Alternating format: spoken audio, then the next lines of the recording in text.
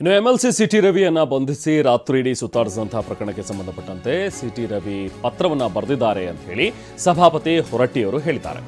ಈ ಘಟನೆ ಬಗ್ಗೆ ಅಂದ್ರೆ ಮಗಳ ರೀತಿ ಹೆಬ್ಬಾಳ್ಕರ್ರನ್ನ ನೋಡ್ತಾ ಇದ್ದೀನಿ ಅಂತ ಹೇಳಿದ್ದಾರೆ. ಕೆಲವರು ಮಾತನಾಡಬಹುದು, ಮಾತಾಡ್ಲಿ, ಇಡೀ ದೇಶ ನೋಡ್ತಾ ಇದೆ ಅಂತನೂ ಕೂಡ ಸಭಾಪತಿ ಬಸವರಾಜ ಹೊರಟ್ಟಿಯವರು ಹೇಳಿದ್ದಾರೆ. ಹುಬ್ಬಳ್ಳಿಯಲ್ಲಿ ಪರಿಷತ್ ಸಭಾಪತಿ ಬಸವರಾಜ ಹೊರಟ್ಟಿ ಕೊಟ್ಟಿರುವಂತಹ ಹೇಳಿಕೆ ಇದು.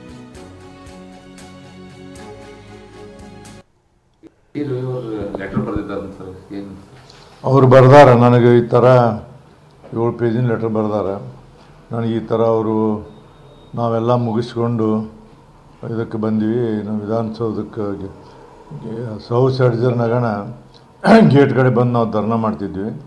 ಧರ್ನಾ ಮಾಡೋಕೆ 6:50ಕ್ಕೆ ನಮ್ಮನ್ನು ಹಿಡ್ಕೊಂಡು ಹೋಗ್ಯಾರ. ಹೋಗಿ ಎಲ್ಲ ಕಡೆ ಸುತ್ತಾಡ್ಯಾರ.